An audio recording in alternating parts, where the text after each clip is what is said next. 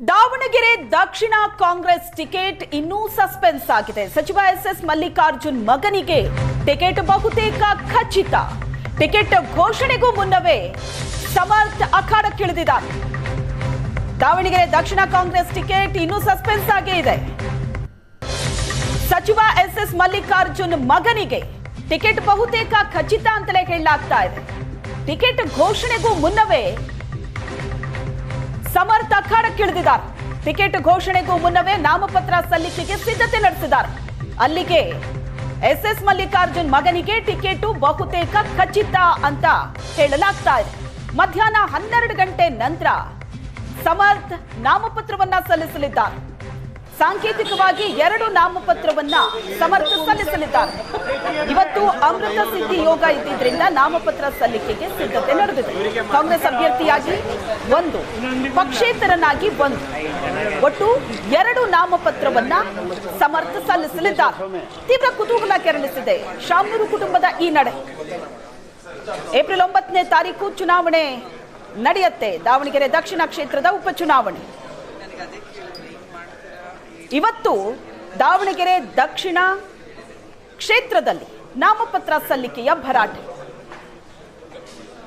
S Mallikarjun ಮಗ ಸಮರ್ಥ ನಾಮಪತ್ರ ಸಲ್ಲಿಸಲಿದ್ದಾರೆ. ಒಟ್ಟು 2 ನಾಮಪತ್ರ ಸಲ್ಲಿಸ್ತಾ ಇದ್ದಾರೆ. ಕಾಂಗ್ರೆಸ್ ಅಭ್ಯರ್ಥಿಯಾಗಿ 1, ಪಕ್ಷೇತರನಾಗಿ ಮತ್ತೊಂದು, ಒಟ್ಟು 2 ನಾಮಪತ್ರ. ಆದ್ರೆ ದಾವಣಗೆರೆ ದಕ್ಷಿಣ ಕಾಂಗ್ರೆಸ್ನ ಟಿಕೆಟ್ ಮಾತ್ರ ಇನ್ನೂ ಸಸ್ಪೆನ್ಸ್ ಆಗಿದೆ. ನಾಮಪತ್ರ ಸಲ್ಲಿಕೆ ಮಾಡೋದಕ್ಕಂತೂ ಎಸ್ ಮಲ್ಲಿಕಾರ್ಜುನ್ ಪುತ್ರ ಸಮರ್ಥ ಈಗ ರೆಡಿ ಆಗಿದೆ. ಮಧ್ಯಾಹ್ನ 12 ಗಂಟೆ ನಂತರ ನಾಮಪತ್ರವನ್ನ ಸಲ್ಲಿಸಲಿದ್ದಾರೆ.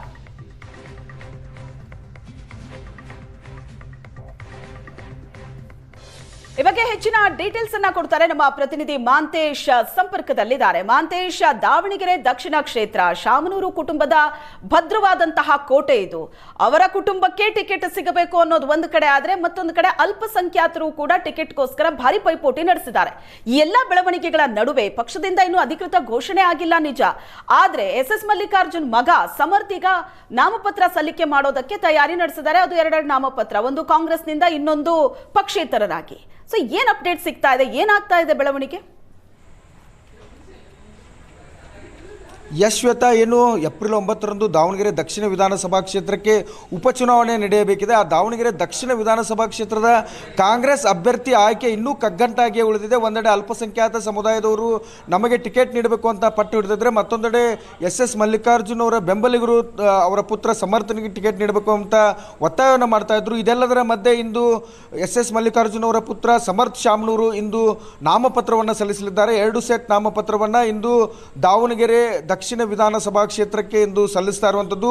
ಇಂದು ಬೆಳಗ್ಗೆ 6:30 ಸುಮಾರಿಗೆ ಸ್ನೇಹಿತರ ಜೊತೆಗೂಡಿ ಚಿತ್ರದುರ್ಗ ಜಿಲ್ಲೆ ಹೊಳಲ್ಕೆರೆ ತಾಲೂಕಿನ ಹಿರೇಎಮ್ಮಿಗನೂರಿನಲ್ಲಿರುವಂತಹ ಕಲ್ಲೇಶ್ವರ ದೇವಸ್ಥಾನಕ್ಕೆ ತೆರಳಿ ವಿಶೇಷ ಪೂಜೆಯನ್ನು ಸಲ್ಲಿಸಿ ಬಂದಿದ್ದಾರೆ. ಅವರ ಮನೆದೇವರು ಪ್ರತಿ ಬಾರಿಯೂ ಚುನಾವಣೆ ಇದ್ದಾಗ ಅವರ ಮನೆಯಿಂದ ಯಾರೇ ಸ್ಪರ್ಧಿಸಿದ್ರು ಪ್ರಥಮವಾಗಿ ಪೂಜೆ ಸಲ್ಲಿಸುವುದು ಅಲ್ಲೇ. ಹೀಗಾಗಿ ಸಂಪ್ರದಾಯದಿಂದ ಅಲ್ಲಿ ಹೋಗಿ ಪೂಜೆಯನ್ನು ಸಲ್ಲಿಸಿ ಬಂದಿದ್ದಾರೆ. 2008ರಿಂದಲೂ ಸಹ ದಾವಣಗೆರೆ ದಕ್ಷಿಣ ವಿಧಾನಸಭಾ ಕ್ಷೇತ್ರ ಎಂದು ರಚನೆ ಆಯಿತು ಆವಾಗಿನಿಂದಲೂ ಸಹ ಶಾಮನೂರು ಕುಟುಂಬದ ಹಿಡಿತದಲ್ಲಿರುವಂತಹ ಈ ಕ್ಷೇತ್ರವನ್ನು ಯಾವುದೇ ಕಾರಣಕ್ಕೂ ಬಿಟ್ಟು ಕೊಡಬಾರದು ಅಂತ ಶಾಮನೂರು ಕುಟುಂಬದ ಅಭಿಮಾನಿಗಳು ಮತ್ತು ಸಚಿವ ಎಸ್ ಮಲ್ಲಿಕಾರ್ಜುನ್ ಪಟ್ಟು ಹಿಡಿದುಕೊಳ್ಳುತ್ತಿದ್ದಾರೆ. ಮತ್ತೊಂದೆಡೆ ಇಂದು ಕಾಂಗ್ರೆಸ್ ಅಭ್ಯರ್ಥಿ ಆಯ್ಕೆ ಕುರಿತಂತೆ ರಾಜ್ಯ ಕಾಂಗ್ರೆಸ್ ಉಸ್ತುವಾರಿ ರಣದೀಪ್ ಸಿಂಗ್ ಸುರ್ಜೇವಾಲಾ ನೇತೃತ್ವದಲ್ಲಿ ಸಭೆ ನಡೆಯಬೇಕಿದೆ. ಇದೆಲ್ಲದರ ಮಧ್ಯೆ ಇಂದು ಅಮೃತ ಸಿದ್ಧಿ ಯೋಗ ಮತ್ತು ಶುಭ ದಿನ ಇರುವ ಹಿನ್ನೆಲೆಯಲ್ಲಿ ಮಧ್ಯಾಹ್ನ 12 ಗಂಟೆ ಬಳಿಕ, ಅಂದರೆ 10ರಿಂದ 12 ಗಂಟೆವರೆಗೂ ರಾಹುಕಾಲ ಇರುವ ಹಿನ್ನೆಲೆಯಲ್ಲಿ 12 ಗಂಟೆಯ ಬಳಿಕ 2 ಸೆಟ್ ನಾಮಪತ್ರವನ್ನು ಸಮರ್ಥ ಶಾಮನೂರು ಅವರು ಸಲ್ಲಿಸಲಿದ್ದಾರೆ ಎಂಬ ಮಾಹಿತಿ ಈಗ ಸಿಗ್ತಾ ಇರುವಂಥದ್ದು. ಸದ್ಯ ನಾವು ಸಹ ಸಮರ್ಥ ಶಾಮನೂರು ಅಂದರೆ ಎಸ್ ಮಲ್ಲಿಕಾರ್ಜುನ್ ಅವರ ಮನೆಯ ಬಳಿ ಇದ್ದೀವಿ. ಈಗ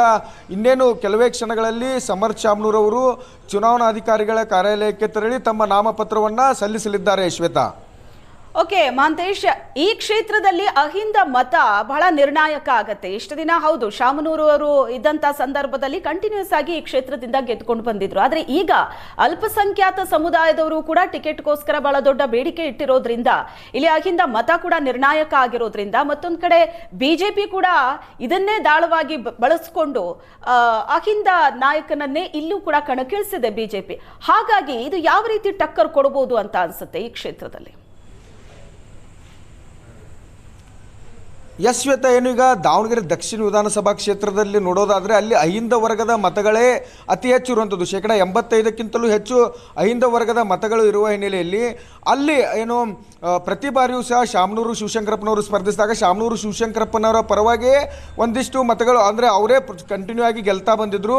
ಹೀಗಾಗಿ ಈ ಬಾರಿ ಅಹಿಂದ ವರ್ಗವನ್ನೇ ಟಾರ್ಗೆಟ್ ಮಾಡಿ ಏನು ಬಿ ಜೆ ಪಿಯು ಸಹ ಎಸ್ ಟಿ ಸಮುದಾಯಕ್ಕೆ ಸೇರಿದಂತಹ ಶ್ರೀನಿವಾಸ್ ದಾಸ್ಕರಿಯಪ್ಪ ಅವರಿಗೆ ಟಿಕೆಟ್ ನೀಡಿರುವಂಥದ್ದು.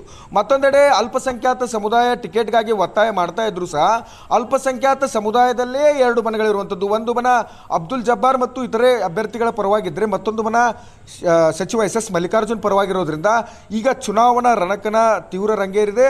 ಇಂದು ನಡೆಯುವ ಸಭೆಯತ್ತ ಅಂದರೆ ರಣದೀಪ್ ಸಿಂಗ್ ಸುರ್ಜೇವಾಲಾ ಅವರು ನಡೆಯುವ ಸಭೆಯತ್ತ ಎಲ್ಲರ ಚಿತ್ತ ನೆಟ್ಟಿರುವಂಥದ್ದು. ಶ್ವೇತಾ, ಓಕೆ, ಈಗ ಹೈಕಮಾಂಡ್ ನಿಂದಲೇ ಇನ್ಸ್ಟ್ರಕ್ಷನ್ ಸಿಕ್ಕಿದ್ಯಂತ ಹೇಗೆ? ಯಾಕಂದ್ರೆ ಈಗ ಸಮರ್ಥ ಮಲ್ಲಿಕಾರ್ಜುನ್ ನಾಮಪತ್ರ ಸಲ್ಲಿಕೆ ಮಾಡೋದಕ್ಕಂತೂ ತಯಾರಿ ನಡೆಸಿದ್ದಾರೆ. ಹಾಗಾಗಿ ಇದು ಪಕ್ಷದಿಂದ ಸಿಕ್ಕಿರುವಂತಹ ಇನ್ಸ್ಟ್ರಕ್ಷನ್ ಅಥವಾ ಇವರೇ ಮುಂದೆ ಬಂದು ಅವರ ಕುಟುಂಬದ ಸಮರ್ಥ ನಾಮಪತ್ರ ಸಲ್ಲಿಸಲಿ ಅಂತ ನಿರ್ಧಾರ ಮಾಡಿರೋದಾ? ಹೇಗಿದು? ಇದನ್ನ ಹೇಗೆ ತಗೋಬೇಕು?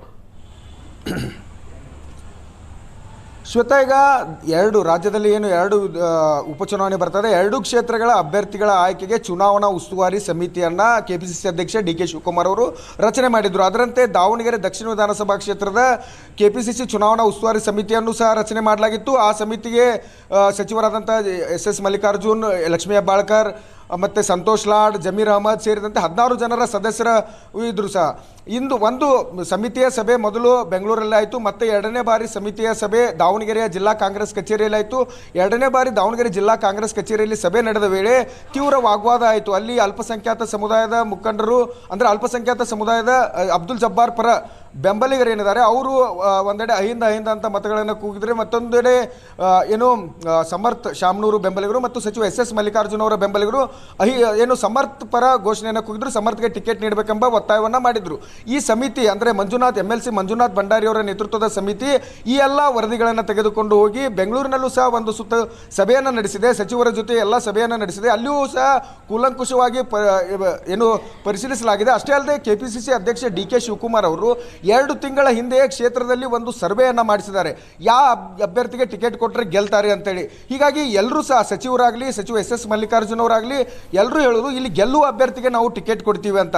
ಮತ್ತೊಂದೆಡೆ ಸಮರ್ಥ ಶಾಮನೂರು ಅವರಿಗೆ ಟಿಕೆಟ್ ನೀಡಬೇಕೆಂಬ ಒತ್ತಾಯ ಇರುವ ಹಿನ್ನೆಲೆಯಲ್ಲಿ ಮತ್ತು ಏನು ಶಾಮನೂರು ಕುಟುಂಬದ ಹಿಡಿತನದಲ್ಲಿದ್ದಂತಹ ಮತ್ತು ಸಚಿವ ಎಸ್ ಮಲ್ಲಿಕಾರ್ಜುನ್ ಅವರ ತಂದೆ ಹಿರಿಯರಾದಂತಹ ಶಾಮನೂರು ಶಿವಶಂಕರಪ್ಪನವರ ಕ್ಷೇತ್ರವನ್ನು ಯಾವುದೇ ಕಾರಣಕ್ಕೂ ಬಿಟ್ಟು ಕೊಡಲ್ಲ ಅಂತ ಸಚಿವ ಎಸ್ ಮಲ್ಲಿಕಾರ್ಜುನ್ ಸಹ ಪಟ್ಟು ಹಿಡಿದು ಕುಳಿತಿರುವಂಥದ್ದು. ಈಗ ಕಾಂಗ್ರೆಸ್ ಬಹುತೇಕ ಸಮರ್ಥ ಶಾಮನೂರು ಅವರಿಗೆ ಟಿಕೆಟ್ ನೀಡಬಹುದು ಎಂಬ ಮಾತುಗಳು ರಾಜಕೀಯ ವಲಯದಲ್ಲಿ ಕೇಳಿ ಬರ್ತಾ ಇದೆ. ಆದರೆ ಇಂದು ನಡೆಯುವ ಸಭೆ ರಣದೀಪ್ ಸಿಂಗ್ ಸುರ್ಜೇವಾಲಾ ನೇತೃತ್ವದಲ್ಲಿ ನಡೆಯುವ ಸಭೆಯಲ್ಲಿ ಯಾವೆಲ್ಲ ಚರ್ಚೆ ಆಗುತ್ತೆ ಎಂಬುದನ್ನು ಕಾದು ನೋಡಬೇಕು. ಶ್ವೇತಾ, ಎಸ್, ಥ್ಯಾಂಕ್ ಯು ನಿಮ್ಮೆಲ್ಲ ಡೀಟೇಲ್ಸ್ಗೆ.